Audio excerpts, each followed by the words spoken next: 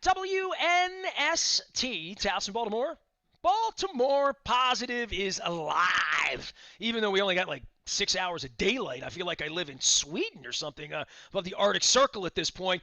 The last time I was with this guy, I probably was on some heavy medication. I was on some prednisone. I was sort of raging before they calmed me with spinal infusion. I took needles into my spine. I haven't talked about this on the radio yet. I've actually probably done 30 segments this week about the Vikings, the Ravens, the Twins, Congress, the NFL. Bill Cole is here. He is Cole Roofing and Gordian Energy. I have the mug. Dude, we do so much BS, and I'm out of Rofo coffee in here. I have to ring a ding, Luke. It's been a couple weeks, man. How are you? How are things? It was before my birthday. You were going to like Philadelphia. It's been like almost a month, and what a month it's been.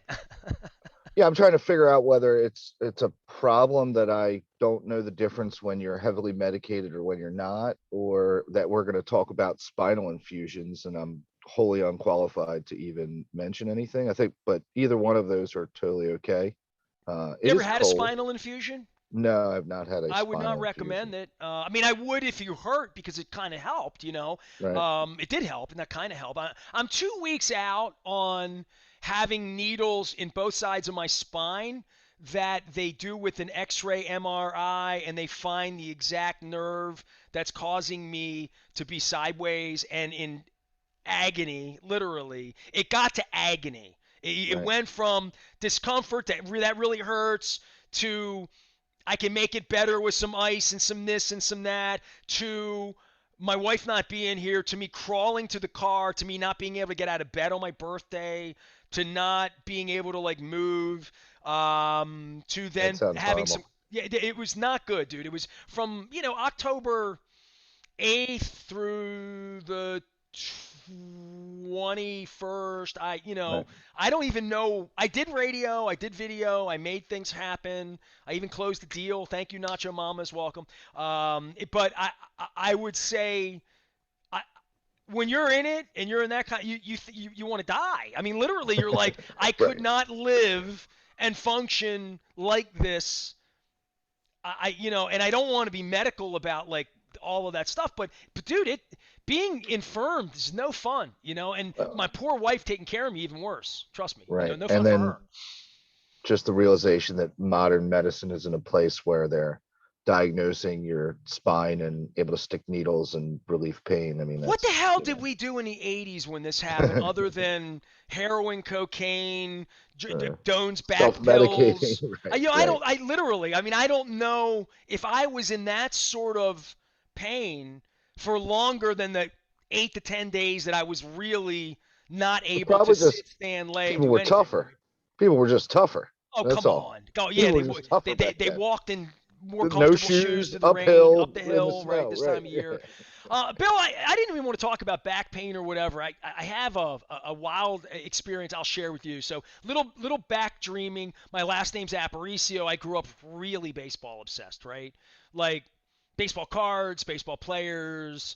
My first memory is probably the 72 World Series and very vivid memories of Rusty Staub in 73, 74, Felix Millan and Buddy Harrelson about 73. But like, the Fisk home run, all the way through. Chambliss in 76, Reggie, every year. 79 got to go to the World Series, all of that.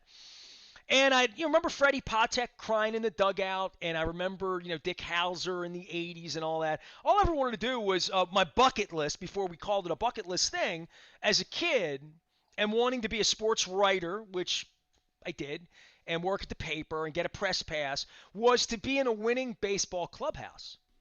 And like the champagne and all the things we Right. saw in 79, 83. Right. So The in fun part. 1995, so I went to World Series games. I went to games in 79, 83, 86, the Shea Stadium, Mets, Red Sox, went to one of those games. And then I got on the beat for baseball in 92. I almost went to the 92 World Series in Pittsburgh. I was holding tickets, but they didn't win. The Sid Bream game happened, so I didn't get to go. 93, I went to every game. So I was in Philadelphia. I was in Toronto. I drove with friends. I had tickets. I was there when Joe Carter hit the home run. I did not go in the clubhouse. I was a Phillies fan. I was with a girl. We went out on the streets. We did what boys and girls did at that time. And then in '94 there was a strike. There was no World Series, right? And I'm on the radio. We have no football here. How old were you in '94, '95? What's I was your like experience there? You're at Calvert freshman, Hall. Where are soph you? yeah, freshman, sophomore at Coward Hall. Yep. I mean, I remember definitely the Phillies and Carter and Well, of all of course you that. do because you're like went to Calvert Hall and Camden Yards opened in '92, right? So we're Right. talking about That the was glory teenager era, stuff. right? Yeah, yeah, yeah. Sure. Yep. You Yep. watched every one of those World Series games in Yep. '95, right? Yep. Yep. Yep. Okay. Absolutely. Yeah. Indians, Eddie Murray, Dennis Martinez, Jim Thome, Jim Poole, all Sure. sorts of cast of characters that either Leo Mazzoni, a lot of people that would be Orioles later on in life Right. or whatever. Sure. The next year, the Braves had Bilecki and Denny Nagel, which is the picture. You're not on Facebook, but have you seen that picture I shared of Nagel No. and No. Oh, you have not seen that? Hold on. So I'll share this with you. And I don't pull up the Facebook pictures much, but here you go, dude. This is old school Nasty Nestor. Here you go. If anybody's watching out there, all right. So this you can see behind Bilecki's shoulder. It says World Series. This is the '96 World Series on the field at Atlanta Fulton County Stadium. So the year before was '95, and I got my years mixed up. Like '97 was the Marlins, right? '96 was the Yankees. So 95, I went to every game, right? Because we didn't have Ravens here, right? The Ravens came during this World Series Right. in Cleveland. I was on the tarmac. There was a girl involved. It was all of this stuff that in Yeah. Yeah. 1995. Yeah. So when the series went back to Atlanta, my pal Kevin Eck, we flew Southwest Airlines to Birmingham, Alabama, because that's where you flew or you could get into before. What was the airliner that went through Atlanta that had the Tampa that or Orlando and had a value jet 30 years ago they had a plane Right. crash, bad stuff happened. So that was the way to get in Atlanta other than Delta, right? Or whatever pre that was. We flew to Birmingham, drove over to Atlanta, went to the game. I remember the southern food I had at this little place on the edge of the legitimate neighborhood that Atlanta Fulton County Stadium. They were building all the Olympic stuff that would come the next year, right? This was the Sure. last. It wasn't the last game in Fulton County because they played the next year there and then they moved to Turner Field, right? But I had a bucket list thing happen in Atlanta. I was in the clubhouse when they won the World Series with a pass. And Ryan Klesko, who I knew, and I knew Glavin a little bit. I knew a couple of the guys. In '96, I knew a lot of the guys, right? And by the time the Yankees won, Nagel was a Yankee in '01, and I Right. wound up at their team party. It was a long, long night with Roger Clemens' sister and a lot of drinks and crazy stuff. Young Derek Jeter. But I did all of this baseball stuff, right? My whole life was baseball, right? So I was in that locker room. Ryan Klesko gave me a drink of the champagne and then dumped it all over my head. And then I had to drive soaked in champagne from the parking lot in Atlanta to Birmingham. 140 miles or whatever. You got to go past Talladega. You get good fried chicken at the gas stations. Not like Rofo, but it's Southern. So I fell asleep on game 6 in Houston. And I woke up and I saw it. And I just thought about, like, the last time the Braves won. Because all these, Brian Kowitz? You know Brian? No. Brian was a Brave. Brian's a local. I call him a kid. He's our age, my age, older than you. And he played in this era in Richmond. Guy has a ring, a part of all of it. I offered him. I found the newspaper from the morning after the Atlanta Braves win the 1995, and I have it literally sitting at the radio station. Kowitz, if you're out there, I'm holding it for you. I don't think he had it, and I have a copy. I said, Right. "Do you want this for your kids?" So he was a part of this team. Mike Devereaux was on this team, and so who I knew. Jim Poole was on the losing team, and I would just say, like, where life takes you a half a life later with baseball and the Braves finally winning. I thought the Braves won 10 World Series, then I realized they never won. They always lost. They always won 114 games and lost, right? Always had the pitching until they went to St. Louis or wherever it was, right? And the baseball thing in my life, your life, because I know if I bring that part of life up, you'd be like, oh my God, baseball was like the most important thing to everybody around here then, right? It definitely I mean, I could like the All-Star game and like from there, you know what I mean? It really ramped up from 93 on. Did you It get to go was, to the All Star game?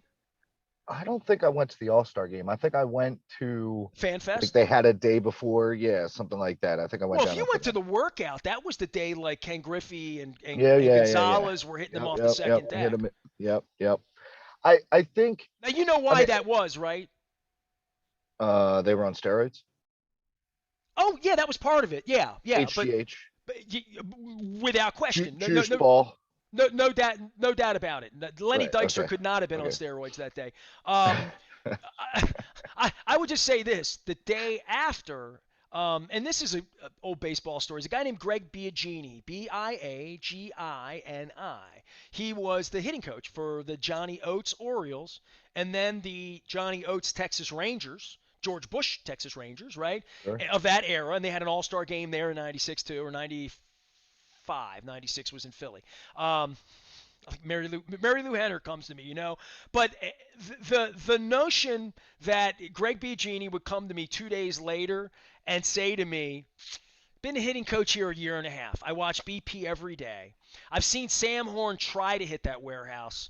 Really, I've seen Sam Horn like heat baseballs up and cork bats and try to hit that warehouse and can't do it. And I've seen Chris Hoyles, these right-handed guys, muscle Yeah, up, yeah, yeah. Sure. Brady, all these guys trying to hit things during BP for fun." And then Right. he's like, and all of a sudden, I'm throwing, but he was one of the pitchers in Yeah. that Yeah. day pitching Yeah. BP, and he's like, they're hitting them 75 feet further than I've ever seen a baseball hit. The balls were baked. Yeah. And this Yeah. is a professional saying this to me 3 days later. And there's no social media, there's no era, but like, oh, it's a show. It's like Sure. when you juice golf balls and they go five. It Sure. literally, so, but it's a circus, right? I mean, people think it's real. Yeah, no, but it is a show and you can't lose sight of that. And that show has seemingly lost all of its gleam for me. I mean, I think what was it on the Saturday, it was like game 2 or 3, I don't even know. And we're kind of doing the Halloween thing, and I'm looking on the television, and there's a baseball game. Oh, and it happens to be the World Series. Oh, and look, the Astros are playing the Braves. Oh, wait, aren't the Astros the ones that cheated? Yeah. Okay. Well, I'm going to root for the Braves then. So, I mean, that's the extent of the involvement. I think that's what you were kind of getting at How is are the you? Where are your kids in this? Because look, man, I grew up in Colgate and Dundalk. There's no doubt about it. Even I'm wearing my Coppin State shirt here, by the way. We're about to get some. I mean, I'm local, and it felt to me in my childhood like baseball was the most important thing in the world to every kid on my block, every kid I hung out with, every kid I met. Even when I went to middle school, even if you didn't go to Oriole games or whatever, you knew who Jim Palmer was. You like yeah, everybody in the community was invested in a way that I guess that's what Brooks Robinson and Boog Powell and Frank Robinson and Luis Aparicio, if you were Hispanic, you had a Hispanic guy. If you were African American, you had Frank, you had Paul Blair, you had players, Eddie Murray, like it had something for people to grab onto. And then when the Colts left, I don't want to get too nasty, Nestor, or I'll get off my porch on my 30th anniversary, but it is coming up on December 13th. That whole era of getting this place built and what the Orioles meant and what baseball meant and how it brought people together, even showing you that picture of Bilecki and Nagel, dude, I was so proud. There's no picture I'm more proud of in my life than that at that time in my life, to be on the field at the World Series with a Dundalk High graduate who grew up on Searles Road, and the guy who was the left-handed sensation at Arundel that played for Bernie Walter, that went to the Pirates and won 18 games in Hawaii, literally, in the Pirates organization. Bilecki, and Nagel was in Minnesota running around for the Twins and then the Pirates. And so these were local kids that I followed in the Baltimore Sun when I was the agate clerk, putting together Marylanders in the minors. We talk about right. Brian Kowitz and, Carps and like all of these people that were probably in your era was Holcomb at Calvert Hall, Teixeira, and all of these local baseball kids that were Sure. dreaming the Ron Swoboda dream, the Louis Aparicio dream, the Denny Nagel dream, the Cal Ripken, Bill Ripken, they were part of this in Aberdeen. Timmy Norris pitched at Curly, and I saw him pitch on the upper fields. As a little boy, he was in the pony leagues. But baseball, right, was all of this, and like I'm not wistful about it. I'm not even getting off my lawn as I sit here in front of Camden Yards on the video, but it came full circle to me when I thought about the last time the Braves won, all the things I went through. Dude, I drove to Toronto with my buddies in the car. Dave Miller, Swish Morrison, and John Raffalides. We drove across the border in Buffalo, through every town in Pennsylvania, almost hit deer in the middle of the night. You know what I mean? Crazy stuff. In I, the mountains of Pennsylvania, there, Corning, New there, York, like crazy. And that's how much I loved baseball. and I don't know if it'll ever be that again. I mean, from a kid standpoint, I do have friends who have sons who are like deep in it, and it's a 12-month in the cage, in the winter. I mean, it's as bonkers as anything else, right? Soccer, lacrosse. I mean, we have figured out a way to totally go over the top with whatever youth sport it is that we want to pick. I had a great But guest this week. Moeller booked Kevin Lawrence on. Go listen to that piece. He's a coach, baseball coach up in Southern PA, and we talked about stage parents and full-time job of your kids' volleyball. As I'm wearing my Coppin State volleyball sure. shirt or whatever, that's kind of where it is, and it's not offensive to me, but it's sort of odious. It's sort of like I'm glad I'm not. I have no thought at 53 and my kid's 37 that they're going to make babies at some point and I'm going to be a stage dad for a 9-year-old, whatever. Boy, girl, whether it's cheer or dance or volleyball or softball or you know MMA. I mean, I don't know, but like whatever those avenues are of passion, um, I don't know, man. That Well, probably wouldn't have been good for me in 1979. I I was already passionate enough about Led Zeppelin and baseball and the skipjacks and just girls, roller skating, various things that if I just would have done all one thing, and I guess we see this with Olympic athletes and stuff like it's just it it's probably not healthy, bro. You know what I I mean? think I Literally. think yeah, I mean I think everybody is aligned on this concept that it's not good, but yet we still do it. And what is really disturbing to me is most of the parents that I interact with, none of them are doing any of this because they believe their kid is a pro athlete in any kind. What has evolved now is the rec systems that we grew up playing in have like degraded because all the volunteer parents and the better players There is no have all, neighborhood program. yeah, There's they've all only travel. moved, right? They've Right. moved to travel or club, which means, you're barely playing the game at the rec level. And there's exceptions, obviously, but it's really difficult. Not every parent is a coach. Not every parent grew up playing, but they want to give their kid the chance. And all you're trying to do is give your kid a shot to like make the high school team. Like that's what my wife and I talk about, right? Okay, fair Like enough. I mean, this is real talk. Then I like this. that's all we're really trying to do is we want them, if they want to play on the high school team, they need to have developed enough to put them in a position Oh, to I try wanted and to make play on things. the high school team, but I was never. Our baseball team won the state championship in '83 with Chuck. I mean, we had a really, Right. really good team at Dundalk, Sure. and I wasn't tall enough, big enough, strong. I mean, there were only 15 guys, and everybody played baseball. You know what I mean? Right. I wrestled. My weight wasn't very good, but like, and the only reason I wrestled my weights because I wasn't very good. And nobody else wanted to do it. Right? Right? I mean, that's everybody wanted to It's play second yeah. base when that's the only size you were at that time when you're 5'1", right? Weigh 108 pounds. Yeah, there are, so there's no guarantees, right, that your kid's going to be able to do that or what the level is, right? Or hey, maybe you're walking into a school that the stars have aligned and they're a state champion, and that just means that Johnny isn't going to make the team because he's not a caliber to play on the state champs.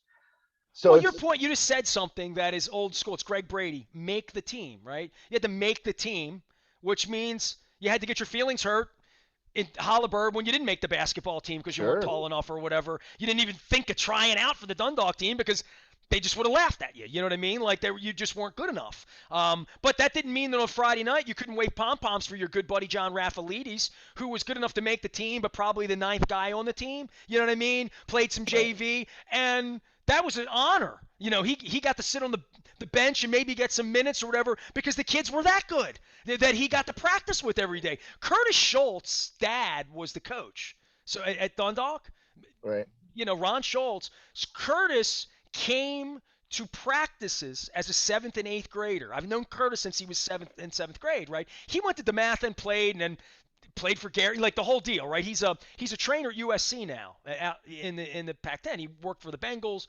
He made me the man I am today. I boxed with him out at Brick Bodies a million years ago. Not with him, but to get in shape. But Curtis would come to Dundalk High up in the jock lot with his dad when he was 12, 13 years old, and practice and shoot around with the varsity. Right. Sure.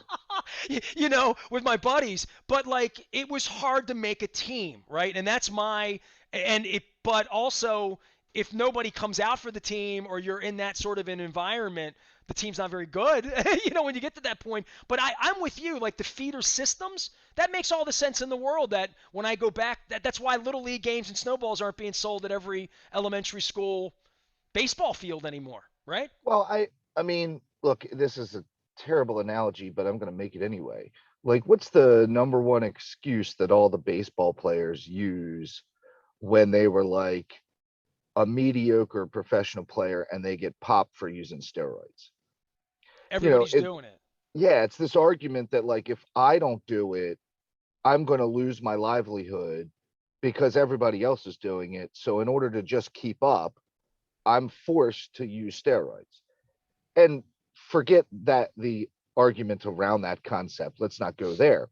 But take that concept and apply it to youth sports where as a parent you're looking at the landscape and there's all these kids that are playing soccer all year round, and if my kid takes a season off, they're that much farther behind their development than all these other kids who Well, the are craziest playing thing I've 12 seen, the months. red shirting, right? Like if you're born after July 1st, we'll hold them back a year so that he or she is bigger and stronger, and like that's another really weird concept. And I was always the shrimp because I was born in October and then I skipped a grade, so I was always like a year and a half smaller than everybody. But I never. It was the exact opposite for me. I pushed myself. My parents pushed me ahead academically, but not it's the exact opposite. It's almost a retardation, the real Yeah. meaning of the word, to hold someone back and sort of push them to graduate later, do things in life later, give them more time, give them more seasoning, fatten them up a little bit. You know what I mean? Before you send them out to play 8, 10 little league or what. I don't know Oh, what there's point this tons. at what Yeah, point no, this there's goes from fun and Johnny learns to play the trumpet or learns to dance or learns to be in the band or whatever they do to obsession. Leonard Raskin came on this week and like his kid and thoughts out to Leonard. He was out in Ohio State. His kid is in the pep band, the band that plays like at the hockey games, not the dot the I, hang on Sloopy, the Rush right, thing, the right. marching band. And he Yep. told me the marching band is like they have a whole bunch of them, and it's survival of the fittest. That if you're the Okay. backup tuba player, you grade the tuba player that plays and then have to make a case as to why you're the better tuba player to play in the Missouri game next week. Like it's so. And can you imagine what kind of band person you'd have to be, John Zeman, respect, to just be considered to be in the Ohio State band? How much of your Sure. life it would take to be one time at band camp, right? And I'm thinking of every aspect of that. Yeah, not let alone the I'm science sure that, yeah, doctors I'm and people doing the sure. important thing, putting the needles in my back. But like when it comes down to doing that on the swim team, the volleyball team, like all of that becomes that way. I don't know. I don't think it's healthy. I'll just leave it at that. I'm sure that band thing is identical to the story that we're telling about the sports. I mean, think about it. If it's something that you can practice, you know, mom and dad are saying to Johnny, "Hey, Johnny, look, you're gonna practice the tuba 3 times a week," and then we all find out that Bobby's practicing 4 times a week. So now we're going to Johnny. I said, Johnny, hey, bad news. We got to go to 4 times a week. Otherwise, Bobby's going to be the tuba player. And you remember all the posters in your room have you dotting the I. Like, do you want to dot the I or not? Like, if you're going to dot the I, we're going to 5 days a week because Bobby's doing 4 now. And next thing, I mean, and that is every conversation. And then trying to And this time unpack. of year, I guess it's even more taxing, right? Sun starts to go down. It's November. It's cold. Like all of those aspects of whatever the intense thing is. The holidays are coming. We've had masks on for a year and a half. We got political on. All of that.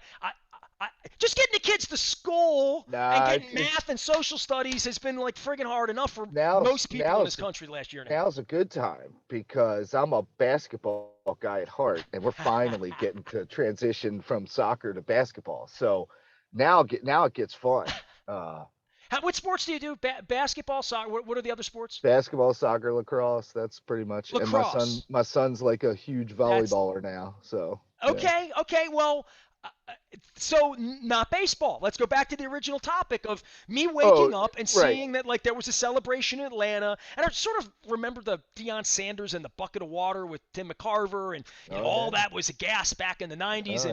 and Yeah. whatever. And I do think of us in Baltimore. I've had a bunch of people from Minnesota on this week talking about Target Field and the Twins and their fortunes and the Vikings. And, they were going to contract the Twins. Remember that? They were going to lose their franchise at one point. They built them a Right. palace, and then they had to get their stadiums built and all that. And I'm thinking about all these municipalities. And I haven't said this to you or anybody else, but they got a 2-year sort of bendable lease here the next 2 years. Things have to get better around here for baseball. And on the back end of a World Series that nobody around here is watching, I go up on the timeline and whatever and see where it was and where my heart was with Denny Nagel and Mike Bilecki and all of these names that are, old geezer names to your kids, and your kids don't even like baseball. So now I'm starting to, when you take your kid to a baseball game, they love sports. If you Yeah. were to No. say Uncle Nestor's got tickets and we're going to go down, we're going to hang at Ness and Jen, and we're going to get some food, and we're going to go somewhere good, and we're going to hang in the city, and we're going to go to Fadley's and get a crab cake and go to the game. When they go down there, how many times have they been? I mean, give me a kid's because you love this stuff, right? You and your dad, I, you went to games, right?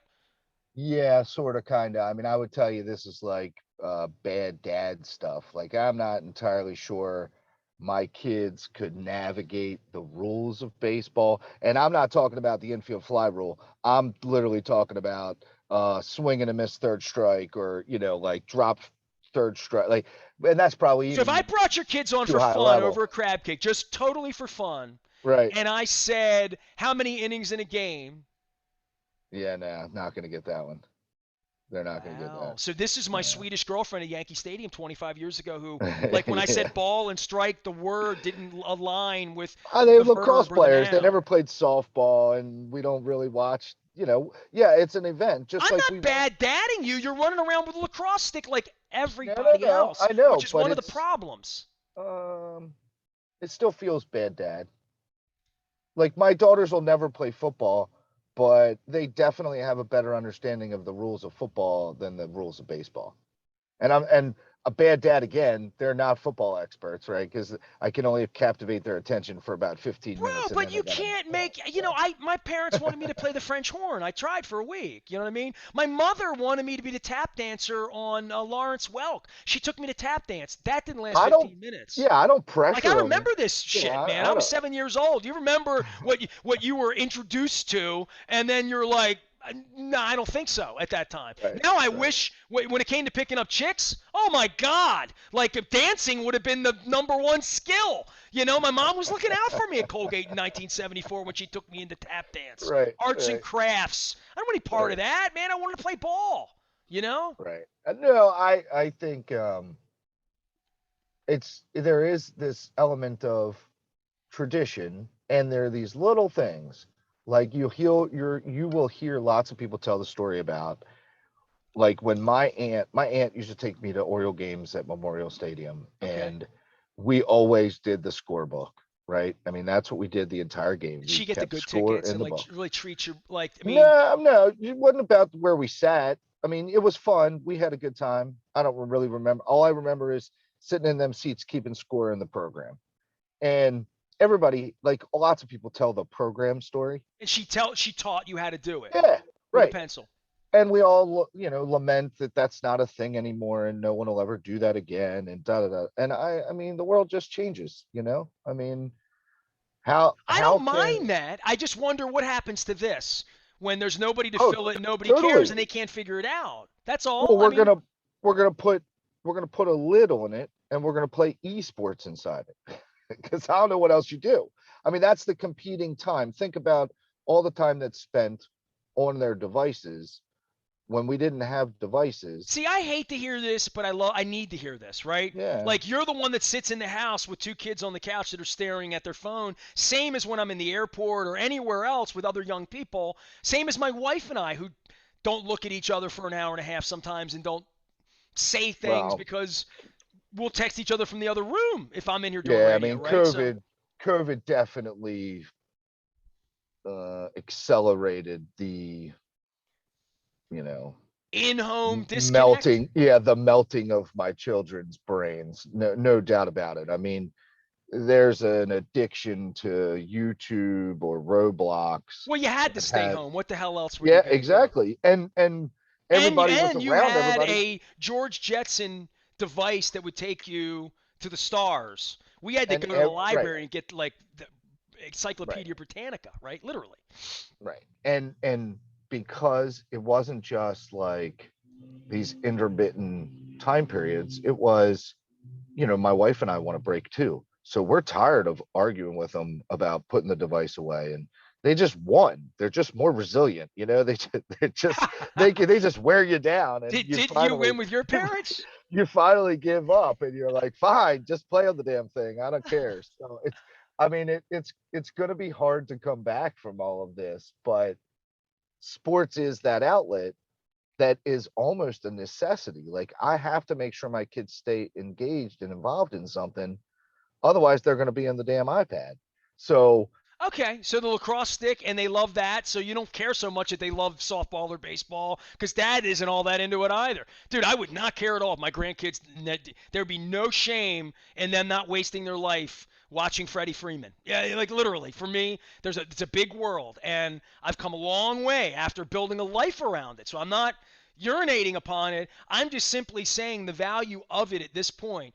Billy, I'll say it. By the way, Bill Cole's here, and we're going to wrap up here because we're talking about baseball. But I've been on my ass, on my back, in pain most of the month of October. Okay, so October's pretty special to me in a lot of ways because baseball was always special to me, right? And my sure. birthday is October 14th, so there was always this point where ALCS, NLCS, big games, Orioles are in, Yankees are in, Royals are in, Phillies are in. Somebody's playing. It's always a part of my birthday and birthday week. The Orioles played game 3 of the 1983 World Series on the 14th of October. It was a Friday night. So I know my birthday, right? So I'm on my ass. I can't really do anything other than lay in bed and not like look up, moving around, her, trying to stay off my phone where I'm doing awful things to my back while looking at my phone.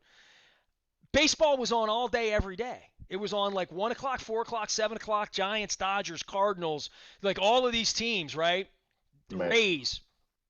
I found it unwatchable, bro. You know what I mean? Like what I used Right. to Right. rush home. I'm talking rush home in 1980, 81, 82 to get off the bus to run up the street for the 3:05 start of the Royals and the Yankees and the Cardinals and the Brewers and like you missing a pitch would have been blasphemy.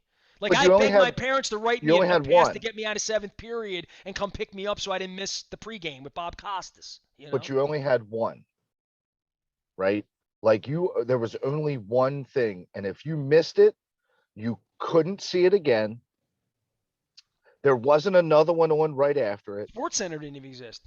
Right. So the novelty of that stuff, the idea that I can, like, I don't even sit down at 1 o'clock to watch a 1 o'clock Ravens game. Well, we're talking about an era where people would pay $75 to go to the Towson Center to watch a fight on a television screen. Right. I will DVR the Ravens game let it get a half hour ahead so that I can fast forward through the commercials. We talked You know about what I this. mean? Like, Dennis yeah, talked about this too. I don't know and how that's you people do it. I have no yeah, idea how you tape delay. You know the first time I did that was when I got a DVR, and this was back in before the internet because there was no like Twitter or anything like so. I was still living in White Marsh, so it had to have been '01, '02, '03 in that era. And there was a probably a Sunday TiVo, afternoon right? A where TiVo. I could right exactly that era, and I took the liberty of sleeping in an hour, working in an hour, going to the mall, getting a call, whatever I wanted to do, that I could watch the whole game but only invest 2 hours and 8 minutes instead of 3 hours and 20 minutes, right? Right, But I right. gave that up. I mean, the minute Twitter happens and whatever, I don't know how anyone doesn't live time a sporting event that they care about. That they care about. I look, I this is how good I've got it now. I will go to bed at halftime on a Monday night and DVR the balance of the game, and I will go out of my way to avoid knowing the outcome the entire How is day that of Tuesday, possible? the entire day of Tuesday, so that I could go home after work and finish the game. No, no, no. There's no way to do that, right? Yeah, I mean, you kind of know, I'm but you your only don't friend. totally know. Maybe. Bill Cole is here. I want to give a shout out to our friends at the Maryland Lottery. We're back on the beat here this week. I am double, triple time it, quite frankly. Silver Spring Mining on Thursday with a whole bunch of cool people in Perry Hall. Councilman David Marks, Gary Rissling, Rob Santoni from Wise is coming by. Friday, we're in Fells Point. We're going to be at Chop Tank with Alex Smith and the Atlas Group. Ron Furman's coming over with the whole Furman family to tell old Max's stories. Eddie Lauer's going to come by with his guitar. Merritt Dworkin's going to come by and talk about the farmers market that happens every week. We'll talk about flooding and all that crazy stuff in Fells Point. And I don't know, probably a whole bunch of other people. Tony Tochterman's coming by, my first ever sponsor. We're going to talk about my first fly fishing event. And then next week, Fadley's on Wednesday with Katie O'Malley. Friday, we are at Nick's Grandstand Grill in Timonium with Tommy and a whole bunch of other people. Hope to get Leonard Raskin out, some other friends. And Todd Schuller can't come because it's something about, I don't know, football or something, Miami and the Ravens or something. And then after that, we're with the mayor on the 17th at Coco's in Lauraville. It's been a long time. Marcella, I'm sorry, we're finally getting there. And that'll be lunchtime on the 17th. And Bill Cole, you're invited to this. Evan Brown and I just closed the deal that December the 9th, we're going to begin my 30th anniversary with a crab cake tour stop at the Beaumont. He's going to put the crab cake on special for the holidays at the Beaumont. And we're going to talk about recipes, different stuff like that. So at some point, you got to come get a crab cake, brother, That right? sounds fun. Yeah, no, love those guys, so that would be fun. All right, it's all brought to you by the Maryland Lottery. Let yourself play. We're out doing the crab cake tour, 30th anniversary celebrations, drinking. I was out of coffee when the damn segment started. Bill Cole, tell me what you do. You get on roofs and you fix people, especially this time of year after all this rain, right? Like it's been a big month for you. Yeah, commercial roofing and solar. Our world is riddled with supply chain issues just like everybody else. So I guess the piece of advice is if you're planning something to happen next summer, Plan it now. it may be too late. Uh, Boy. like we're getting delivery dates of Well, you can't put bubble gum up there and replace it for what you use, October right? a I mean, year from now. you need Yeah, the parts, right? you do. And there's only so much like redesigning. Like we're taking stuff and we're saying, okay, we have these 8 items. We don't have those two.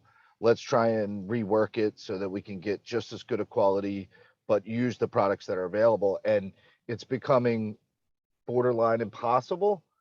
So my suggestion for anybody in the commercial space that might need a roof or think they need a roof, uh, we should talk about some kind of repair plan to bide time so we can get farther down the road.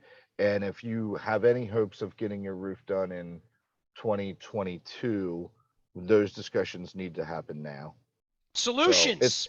it's crazy. I mean, it's really Well, I mean, challenging. strategy is everything in life, right? And somewhere along, no one strategized for shutting every part of the world down at some point over the last 18 months. Bill Cole's here. Cole Roofing, Well, Gordian Energy, and go yeah, ahead. I know. I know we probably should have started with this because this is a much more meaty topic Next than, week. but the other one was fun. But the idea that I don't think people realize how close we are teetering on the line of like more people going back out of work because there's not enough stuff to do the work.